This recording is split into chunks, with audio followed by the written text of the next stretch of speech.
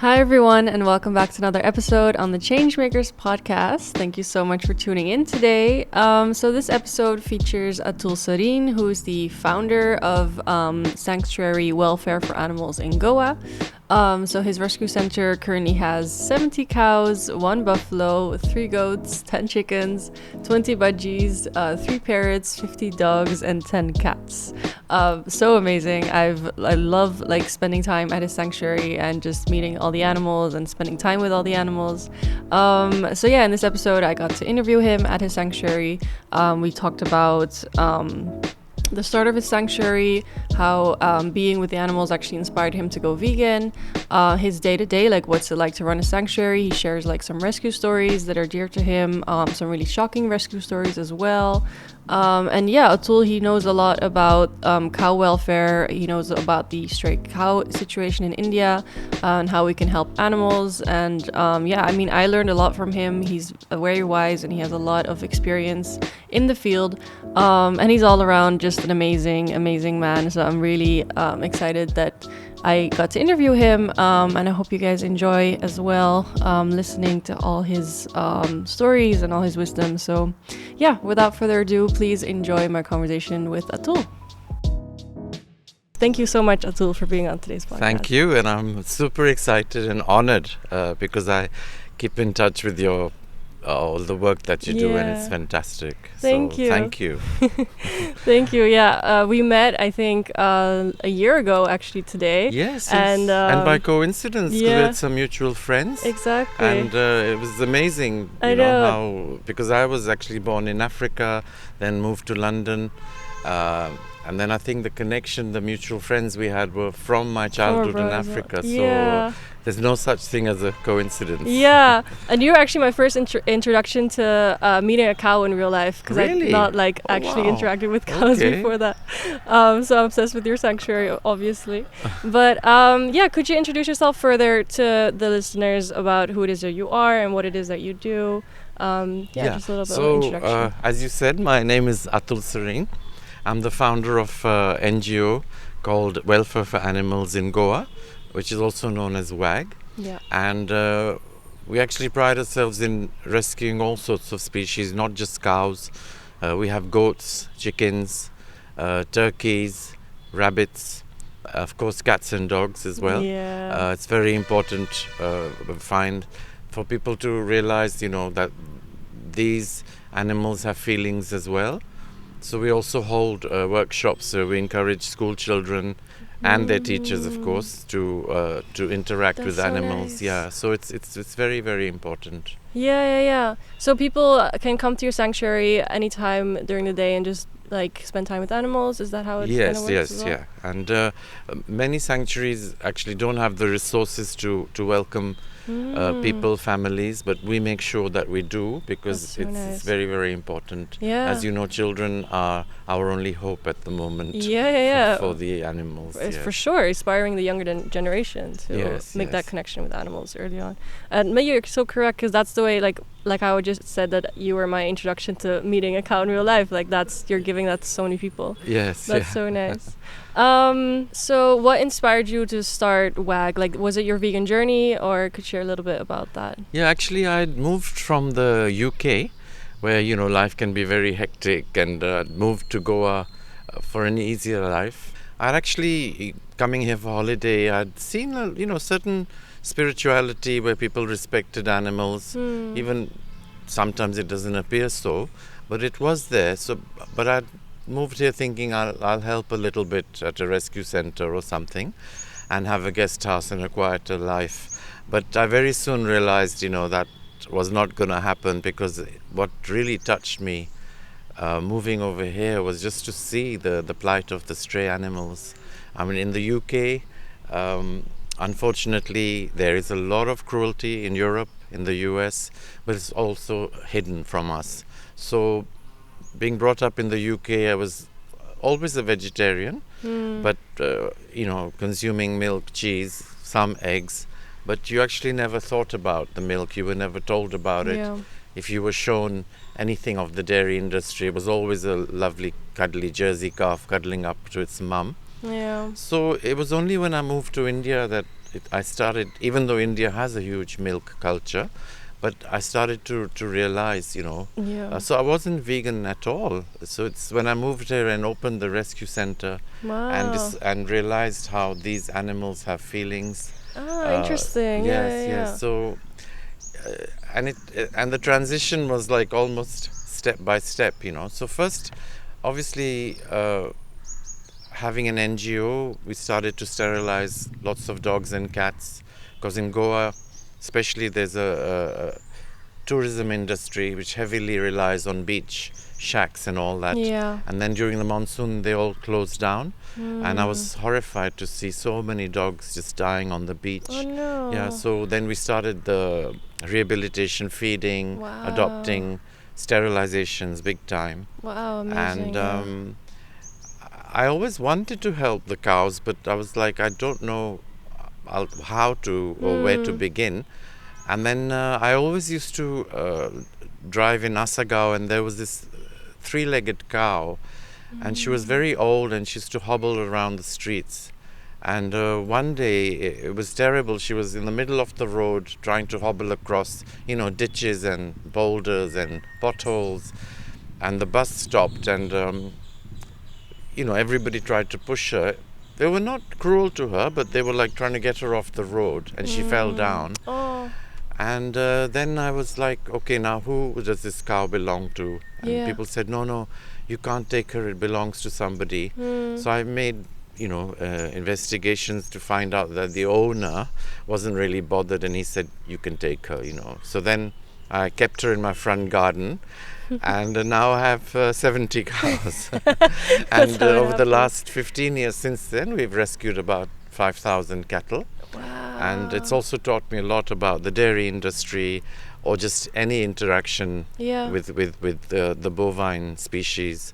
So that's how the journey started, really. Wow. And as for milk, so on one of our early rescues, we had rescued a little calf who's with her mother.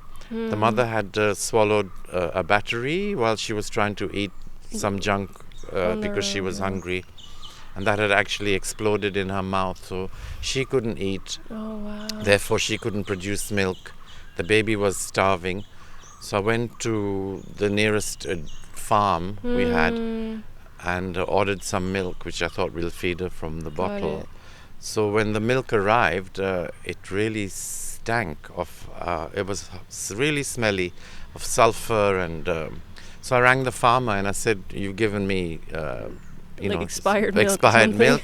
And he's like, no, this is what it's like. It's because the cows eat plastic and all that, so the milk, it smells of sulfur and all that. And I was thinking, we're drinking this, right. So obviously when your milk is pasteurized and whatever, homogenized or whatever, it's all disguised, and you're actually drinking breast milk, which is not even for us. So then slowly that dawned on me, that we don't need to do this, and it's just not right. So that was my transition to get off dairy. Nice. And then came the eggs. I was never a big fan, but I would have them in cakes, and if I had to have something, I would have it. But then we started keeping rescued chickens. Some well-meaning people had brought 2-3 chickens from the broiler center. Wow. And these are hanging upside down for days, or just one on top of another. So there actually was quite a sweet story. They wanted to rescue the chickens, these well-meaning people, but they didn't want to pay for them. So the owner of the shop exchanged them for, I think, 20 Kit Kats or something. Oh my God. So they brought them here. That's crazy. And I realized, actually, with all animals, like humans, some of them have got real maternal instincts and some of them haven't, which is fair enough. Interesting. And we had one hen in particular we called Jenny, and speckled brown and white one. She's a beautiful hen. And on getting these chickens, the staff and friends were like, oh, now you're going to eat, really nice eggs with the orange yolk and free range and all this, really tasty. And I was like, okay, that's because they the lay point. Eggs anyway. Like I understand the Yes, well, thought this about is, it. yeah, but this is what then I realized, yeah. that every time a hen lays an egg, she would lay an egg, we're actually stealing it, because how it works is Yeah. she would lay a clutch of 6 eggs over Yeah. 6 or 7 days Yeah. and then sit on them until they hatch. Yeah. But what we're actually doing is stealing that egg, so she will keep on laying, and in the dream that one day she'll have her little family. Yeah. And as we know, that doesn't happen in the end. Yeah. When they can lay no more eggs, they are slaughtered in a horrific manner. Yeah. So that dawned, and never thought about it. We're actually stealing their eggs all the time, Yeah. encouraging them to have more. And Yeah, just to yeah. prove my point, then Jenny one day disappeared, and we were really worried. We thought, where is she gone? And 3 weeks later, she appears again with 6 chicks on her back. I couldn't believe it. She just walked in, and she's so clever. She had actually gone on the roof of our neighbor's house. Okay. So, To lay her egg, defending snakes and civet cats and all sorts of predators and humans and dogs, she still managed to produce this little family. And I used to watch her every day, how sweetly she would look after them. Every morning, this proud little march, and they would all follow her. And she knew where each chick was. 6 of them would be here and there. One was sniffing the flowers, and if you went near her, she would call all the chicks, and she was so protective. And I thought, wow, this is what every hen dreams of, and this is what we're depriving them of. Yeah. And then also the health issues, all the cholesterol and all that horrible. And then so I stopped eating eggs, and funnily enough, within 2-3 months, I found the smell of cooking eggs quite repulsive. Disgusting, I know. Whereas before it was like, oh, that smells nice, but it really made me sick. So this just shows how your body adapts to things. Your taste buds adjust after quitting dairy and eggs 100%. Yeah. That's such a beautiful story, that the interacting with the animals is what led you to your vegan journey, essentially. Yes. And That's also so nice. Interesting is how we are so brainwashed. Since we're little, not to be told these things, Yeah. Such Because a you just think, disconnect. she's just laying an egg, that's fine. We'll eat it. Yeah, no, that's so true. Amazing. So basically you set up your foundation to be first for stray dogs, and then you transition towards cows and etc. Yes. Yeah. And it was a huge challenge, because in India, and I think in a lot of places all over the world, there's not a lot of encouragement for NGOs to set up NGOs or charities, as they call them abroad as well. Yeah. And there should actually be startup grants, because a lot of it, unfortunately, is to do with money. You need a lot of money to have a good doctor, to have staff, to have premises. So that's lacking. Yeah. So there was a lot of challenges. I found government grants were available, but they're very difficult to avail. You get a lot of negativity from local bodies, the panchayats, the municipalities are not really helpful. So it was a huge challenge. Wow. And this is what I'd like to do in future, is set up an advisory service, how to help people to set up NGOs. Amazing. Yeah. So when did you start WAG? Which year? Like how long have you guys been? WAG in 2012. Oh wow. So it's been nearly 14 years now. Amazing. But before that I was also doing a little bit rescuing here and there, but then I decided you really need to do it properly. And it was a huge challenge, Of basically have to, for first 5 years you really have to commit your life to it. But it's well worth it. The rewards are well worth it. How many animals do you have right now? At the moment we have 70 cows, 3 goats, 10 chickens, 20 budgies, 3 parrots, 50 dogs, and I think 10 cats. Oh. So there's also a sort of a running, ongoing number as well, which we rescue and either then adopt. Or sometimes if a dog is well looked after on the street, has a caretaker, then we will put it back. But obviously, adoption is the main thing. But it doesn't always happen. But because you can't take in every animal. Yes. I think that every shelter, every rescue center has this issue where it's like yes. But in theory, that should not be the case. In theory, every animal should be looked after. You know, Yeah. people say, oh, but the humans are more important. That might be so, People but say you know, that. if it's the 21st century, we're sending rockets to the moon, Yeah. so we can definitely help Yeah. both the If species. we can, yeah, Yes, of yes, course. yeah. No, I think that's such a. If people say that, like, oh, but humans are more important, I just, yeah. And interestingly, the people who say that, I find out they don't donate or help to either.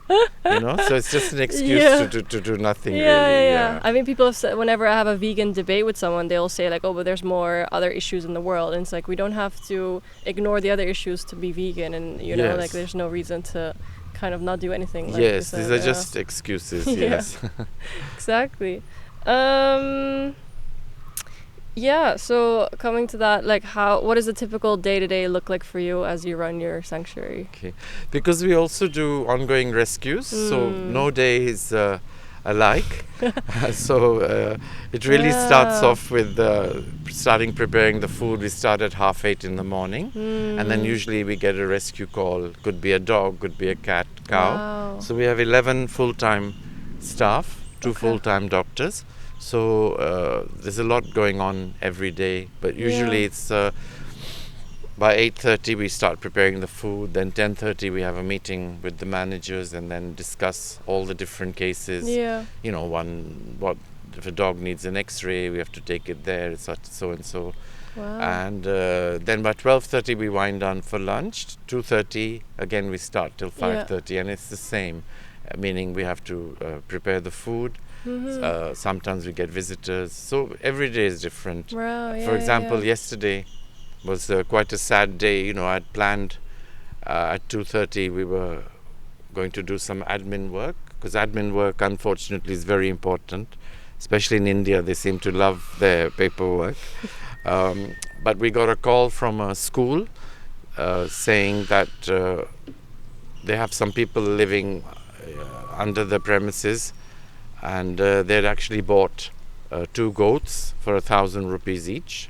2 male goats, they were brothers, and decided to they bought them to kill them and eat them, and they started to kill one, and the goat was also obviously screaming in pain, and the school people thought it was a baby, a human baby, so they went to look, and they'd actually cut its throat, and then they burnt it, and it was still alive. They saw the head shaking. So imagine these children saw all this. Whoa. So then they phoned me straight away and said, we've just taken the other goat, can you come and rescue it?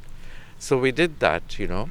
Wow. And so the goat, as you'll meet him later on, he's very, very traumatized. And we would like you to find a name for him. That'll be nice, because we haven't got a name for him yet. Yeah. So he's very traumatized, and obviously, you know, baby. so we're trying to make friends with him. Yeah. So, you know, this type of story, we try and use it. I always say no animal dies in vain, no animal suffers. We can use this story. 100%. So this has many, connotations, many facets to it. For example, one of the ways to deal with this issue is the legality. Now, was this slaughter done in a legal manner? So a lot of people say, oh my God, no, but any slaughter is bad, which is true. Yeah. But we can solve a lot of these problems by taking the legalities. 90% of these goats, chickens, are slaughtered illegally. Yeah. You cannot take a goat to your backyard and cut its throat. That is I'm illegal. glad. You have to follow guidelines. You, in theory, are not supposed to have a chicken hanging upside down for 3 days before you slaughter it. So very often, if you try and get the legal angle, unfortunately in India, as with many things, the laws are actually in place, and there are some good laws. Yeah. You'll hear things like the 50 rupee fine law, which people are saying, no, we have to increase that penalty for whatever cruelty. What is the 50 rupee? It's basically in the Prevention of Cruelty to Animals Act. If you are caught abusing an animal or being cruel, you can be charged. But the fine is 50 rupees. Yeah, that's not However, I think, yes, let's work on increasing that. But to begin with, let's put a case on the person. That's where everybody is stuck in India, and on the rest of the world, the law, usually the police is not very encouraging. So, Interesting. once you put an FIR on somebody, whether it's for 5 rupees, that will affect them. Yeah. So more Yeah. prosecution needs to be done.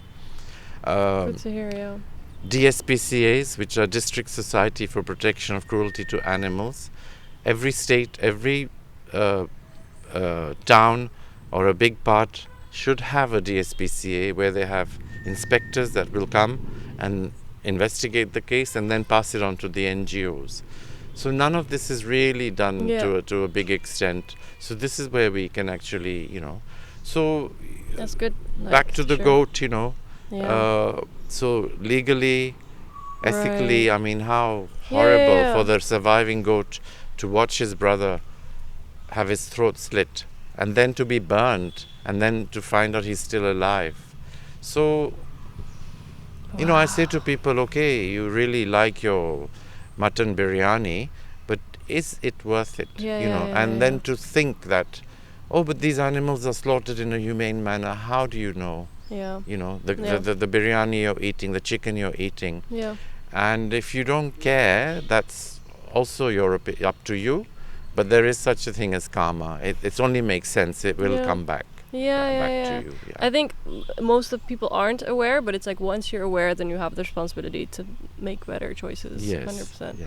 But I agree with it's very interesting what you said about the laws, because obviously slaughterhouses are supposed to have some type of stunning method so that the animals are stunned, but obviously that's not the reality in factory farms as well, because the process is so quick, animals don't really fully get stunned, etc., etc. So there's a lot of ways, but you're right, at least then that way we can avoid goats getting slaughtered like the poor brother that was slaughtered. Yes. And in a way that will actually stop, especially in India and many countries, it will actually stop the slaughter. Yeah. Because if you say to somebody, now you have to take the goat to the slaughterhouse, right, it's like an extra, pay some money and make sure it is not slaughtered in front of its siblings, and you have curved areas where they don't see the slaughter, then you use a stun gun. Yeah. Most people won't bother with that. Got it. So actually that's a way to stop the slaughter as well. Yeah. And then it's another whole story. If they start doing it the right way, then it will be for them to have some ethical sense. Wow. So you've already shared one rescue story from yesterday, but during your time at WAG, do you have any specific rescue story that's very dear to you, or an animal, or anything you want to share? Yeah, many. One that it's really touched me was a male buffalo calf that we rescued it was about 5 years ago. He was lying in a ditch, and with a huge wound. So we brought him in. It was quite strange because buffaloes are still valued, unfortunately, for their meat and their rich milk. But this one, he was very special, the way he looked at us while we were doing his treatment, and he would follow us around everywhere. And we called him Boria, which because we had some Russian volunteers that really fell in love with him, and they said that's quite a common name for a male bovine in Russia. So Boria was very sweet. He'd follow us everywhere. And then one day his owner turned up, and he was actually quite a nice man. This is the thing, if you're aggressive with all these people, you don't get anywhere. You've got to educate them as well. So he said he does look after them. We went and did a house check. And he did have a good setup, and he didn't send them to slaughter. So he had a buffalo, the owner of the calf? He had four buffaloes, and he said, this one had disappeared, he couldn't find it. And okay. So then it was in our village, so we could keep an eye on him. So we sent Boria back. And then 3 years later, I was in our local area. I was at the bakery. A lot of the bakeries that sell bread in Goa, you buy it from the outside, you buy the bread, you don't go in the bakery. So I was outside buying some bread, and I just felt something nudging me. And I turned around, and it was him, Boria, but that big. No. And I thought, how sweet that he remembered me. Oh my God. Yeah, and then he just nudged me, to say just hi and thank you.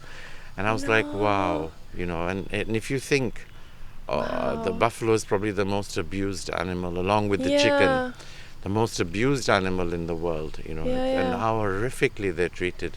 These are just amazing animals. I would love to talk about this because I visited a buffalo dairy farm on Saturday. I saw that was my first time ever on a farm, and I was horrified by the situation. Like, they're all chained.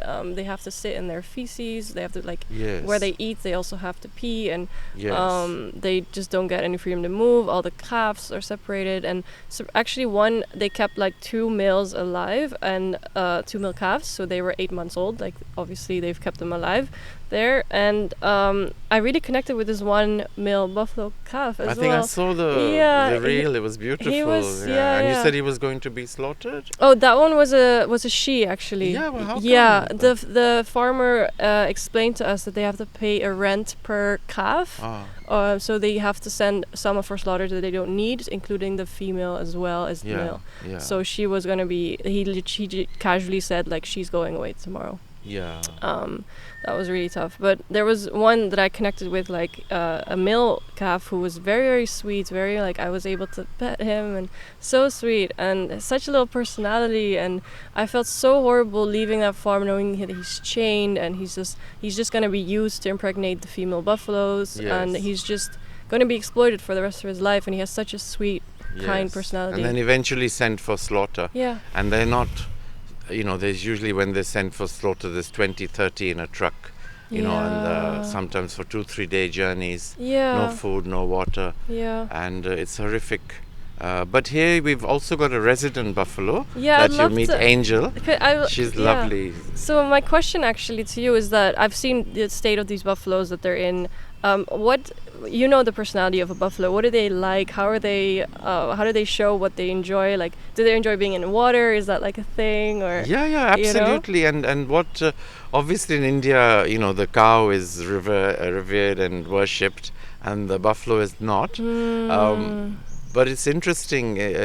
We have a resident buffalo called Angel. And so she's one, and we've got 50 cows, and she's by far the most intelligent out of all the hooved animals we've got. Yes, she can even open the gate with her horns. It's amazing. She watches when you pass. She watches what you're doing, and she's so gentle. And so you just again think, and they love the water. So and when the first rainfall comes in it's lovely. She runs around, and they don't move. They make a long grunting sound, and she's very, very sweet. Yeah. How old is she? She'll be about 8 years old now. Oh, wow. Yeah. Has she had any children in her life? No, because we don't have any male buffaloes, and we discourage the birth of any animal because it's just adding to the population. Maybe she had taken away from her when she was at a farm or something. No, we also found her injured on the street. Okay. And very sadly now we get a lot of people passing by asking to buy her. For a farm? For the milk, yeah. But at 8 years old, do you think she's able to produce? Yes, yeah. But what I normally say to them, she can't have any babies. Oh, nice. So then they go away, yeah. That's one crazy. chap even came and brought me a pot of buffalo yogurt, and then he held it upside down and said, "Look how rich this is, it doesn't fall." I actually wanted to smash it on his head. I said, well, that's nice, but she's not for sale. And it's that's so crazy. Yeah, and it's very complicated, especially in India. Yeah. And I find again the way around these things is not to be aggressive. It's human nature. You tell somebody stop drinking milk, and they will just tell you to F off, basically. But if you slowly try and educate people. Yeah. And in India, I do believe in the old days they actually did look after their cows. So it's not an argument to say to them, look, you mustn't drink milk. It's that what I say is, okay, you had a beautiful culture how you would look after your cows. Very nice, The female the baby was allowed to have some milk. You would take some of the milk. Then she would be looked after beautifully. You do the puja to her every morning. It still happens, but very, very rarely. In about 5% of Indian cows won't have that love. And then the males were used for plowing, and then when they were too old, they were goshalas. That they used to take in these old bulls and really look after them, but that doesn't happen anymore. So I do say to the public that even if we had this culture of cow worship, it's not happening at the moment. As you said, the buffalo farm, the cow farm, they're all chained, tied up.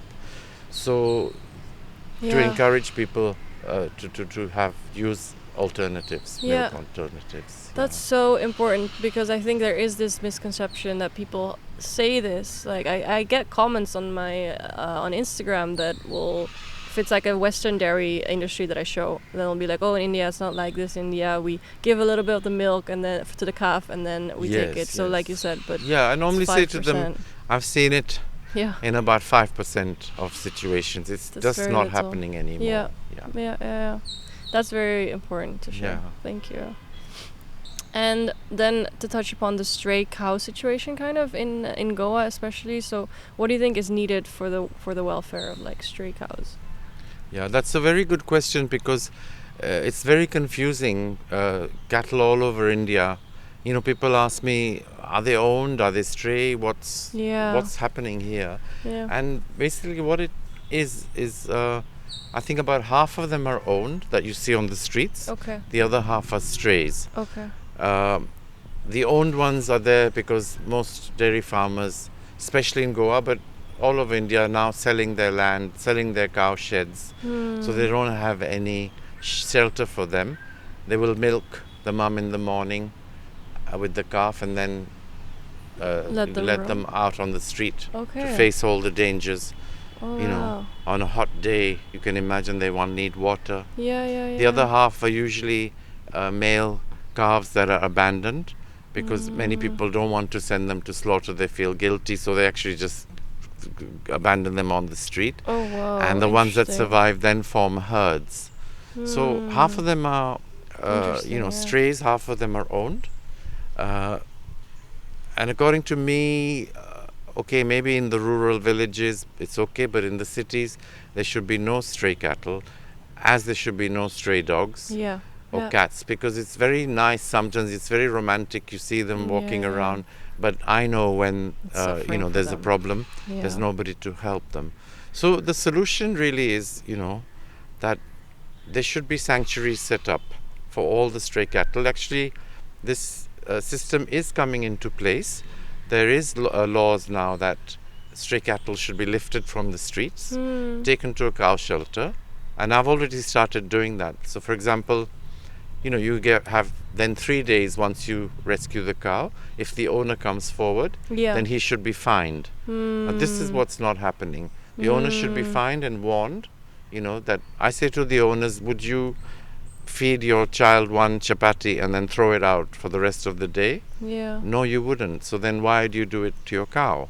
And we get all the cases. We get the accidents. They get attacked by humans. They're thirsty. We even had a cow that had boiling water thrown on her because she walked into a garden which had a swimming pool. She wanted to drink some water, so she was totally burnt. They threw water on her because she was drinking from the swimming pool. Boiling water, she was drinking from. They should come into their garden. Maybe she even ate a couple of banana leaves because she was hungry. So the solution is that all these cows should be lifted. And there should be sanctuaries set up. The government calls them compounds, which I find is better to use a word like sanctuary, which is nicer. Now the problem, this has already happened. There are goshalas, for example, in Rajasthan, in Gujarat, that have more than 2,000-3,000 cattle. Wow. Now, as I said earlier, it's very expensive to look after animals. Of course. So my solution is a threefold solution. That first you must avail, the sanctuary, the goshala, must avail government grants. There are grants being given for people to look after and rescue cattle. Secondly, also income, you must make your own income from these cows without abusing them. Not going the dairy way, because then you're really out of the frying pan into the fire. You're doing the same things again.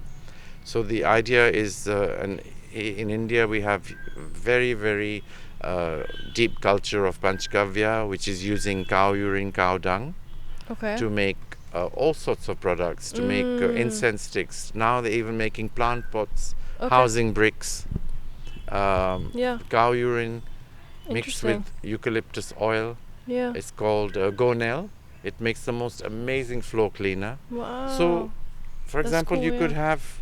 This is a bit controversial because, again, people say, oh, but you're exploiting the cow. Well, it's a better step than... Yes, it's a better step. Then there's biogas, which is gas you can make from cow dung. So we have 70 cows. We have a biogas plant. Wow. From that 70 cows, we get 2 cylinders worth of gas every month. And from that gas, we actually use to cook rice for the dogs. So it's quite a nice cycle. And then the third thing is the most controversial one is sterilization. I believe strongly in sterilizing any cow that you have in your shelter, any cow that you've rescued. The obvious reason is to keep the population down. And again, it's just good practice. Same with cats and dogs, sterilizing. Exactly. It's the same reason you would do that. And we'll get lots of negative arguments, but I say to people, a calf born in a sanctuary, if it lives till it's about 15, it's going to cost you 5 lakhs. Now, if you have 3,000 cattle, and you don't have to imagine the result, you can go to some of the cow sanctuaries all over India, and it is horrific. They don't have the resources. There's cows lying dead everywhere. So this should be the solution. And if you think there are 90 million cows, stray cattle in India, and somebody, I don't know, asks the most ridiculous questions like, well, what if they go extinct? There's 90 million. Let us know in 100 years when we get down to 50 million. Then we will discuss the next strategy. But it's not a bad thing if farm animals go extinct, because we've selectively breed them to be a different breed than, so it's not a bad thing, because now they're suffering, they're producing too much milk, even like chickens are growing too big, so in that way it wouldn't be a bad thing. No, absolutely. For that argument for they would go extinct, it's kind of like, by having farm animals in general, we're causing extinction of other species as well, like in the Amazon. Yes. That's a big thing. That's the ideal. That's a very good point. But again, if you would say that, would just confuse them. I know. There would be. Let's wait till it's down to 50 million in 100 years. Then it's not even an issue. It's not something to be concerned with as of now. No, but the point is correct. Because what you're saying is very, very true. It seems any interaction we have with animals, it usually ends up like shit. Whether it's horse racing, whether it's keeping anything, it just ends up in abuse. Ask, why do people are against sterilizing cows? Why is that a thing in India? I think it comes from the culture, the religion. Because cow is known as mother cow. That's what she's worshipped as the mother cow. So that's where a lot of the problem would arise. However, culturally, within cow shelters, the other huge problem in India is just the lack of knowledge, lack of the vets wanting to do these operations. And what I say is, get your act together, learn how to do these things and do them. But there's no financial incentive to carry out these sterilizations. So it's a very depressing outcome. I mean, at WAG we do. And if anybody wants to sue me. We do castrate the male calves because we don't. And what people forget is within a sanctuary and even outside the farms and all that, 2 male bulls in their full prime are going to fighting. They can destroy your whole sanctuary, and people get killed all the time. Farm workers. Sanctuary workers, just due to bullfights. I've had a hip replacement surgery because of 2 fighting bulls. They didn't mean for me to get hurt, but you can imagine, this is 500 kilos of full power fighting with each other. Yes. And they were not castrated yet? No. Okay. That's a great thing to castrate. Yes. Makes a lot of sense. So that's a threefold solution Yeah. to the cattle problem. Yeah, no, that's really good to share. And then coming back to your sanctuary, what are the long-term plans for WAG? I think I'd like to set up an advisory service, you so said. where we can help people want to setting up NGOs. Yeah. I'd like to get involved more in the legal aspects. Nice. For example, 6 months ago, we rescued this female dog. Somebody phoned and said she's been hit by a car in Morjim. So we went to pick her up. She's lying on the middle of the road, yelping in pain. I think her back was probably broken. Blood started oozing out. And then to our horror, 6 beautiful little puppies came out of the bushes. And that was the mum. They obviously thought, she was lying down to give them milk. And it was so sad. They started to lick the blood. And then, so we took the puppies and the mum in. Then we x-rayed the mum to see the extent of her damages. Yeah. Only to find she had 2 bullet wounds in her, pellets, air gun pellets in her.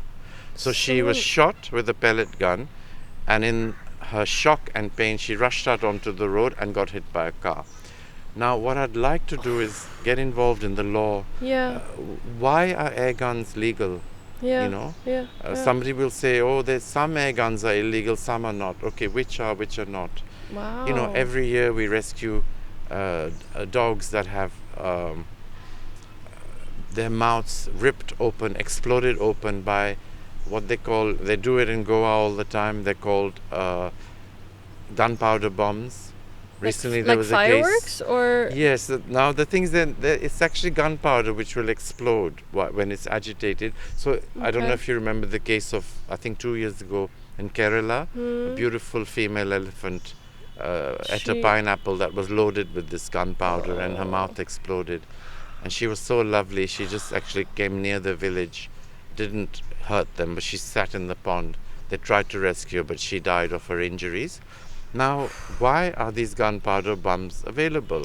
Why is gunpowder available? So, I would like to get into the legal aspect of this, an advisory service, and obviously encourage the vegan aspect of NGOs. Why was the dog shot? For fun. Like, was she, like... Okay. I just can't wrap my head around it. Actually, our And is she cook, okay now, by the way? No, she died. She but passed luckily, after that? she died 2 days later. But fortunately, the pups were big enough. We got them homes. Oh, amazing. Yeah. But it was very sad, because they loved their mother and she loved them. Yeah, but it wasn't going to happen. So actually, our cook, who's a local lady, lovely lady. Obviously, she's not been to university or anything, but she actually summed it up really well. Like you said, why would anybody shoot? She said, these people have no love, no happiness in their own lives. They just take it out on other animals. Living beings. Yeah. Wow. Yeah. No, I agree with her. Let's talk. I think one final question I want to ask you about your funds. How do you raise funds, and how can people help you and help the sanctuary? So, unfortunately, funds are very, very important. As I said, there are government funds, but they're very difficult to get. So, the good thing is there are a lot of lovely, generous people out there, but a lot of people want to donate to something they know that is going to, the money is going to go to the right place. So we always open our doors to people, and I would request people to donate to us, because the more funds we have, we can, we can just help more and more animals. It's and like very you said, simple. they know exactly where it's going to. It's not like a big organization worldwide where you don't know actually who it's going to. Here it's directly going to the animals. I don't fly first class. And, so it's and actually that's a myth as well. A lot of NGOs get criticized for abusing the money, and I can tell you most NGOs are broke. Yeah, I mean, it's so tough. So financially it's tough. So yes, if donations, people like to donate for specific things, you can go to our website and find out. For example, we need a surgical table, or we just need general money for food, for rescues, for vehicles. So yes. Is it open for international yet? No, not yet. There's something called FCRA, which is the Foreign Allowance, which we're working on. Okay. And once we get that, we'll put that on the website, and that will be a game changer. Yeah. We have many overseas people wanting to deliver. Yeah. Donate. And the government has made it very difficult to get this FCRA status, although people are getting it, and so it's not impossible. Okay. And there's arguments on both sides. The government also says there's been a lot of abuse in the past. But I say, okay, none of our cows are going to be terrorists. We promised you. We're not going to buy them guns. So we really do rely on funds and donations. All rescue centers, money is the most important thing to take care of them. Do you have one final message that you want to share to all the listeners? Anything? I mean, I think, I always say it can't be a coincidence if you do research. For example, I was doing some research on the artist Leonardo da Vinci, who, as you know, was not only an artist who painted the Mona Lisa, but he was also a super architect, and this is the 15th century, I think. And he actually loved animals, and he was vegan. And in his studio, he would have lots of animals walking around. But not only him, if you go to the past, Einstein, of course, Mahatma Gandhi, Martin Luther King, the list goes on and on. Now, it can't be a coincidence. All these people have spoken up for animal rights.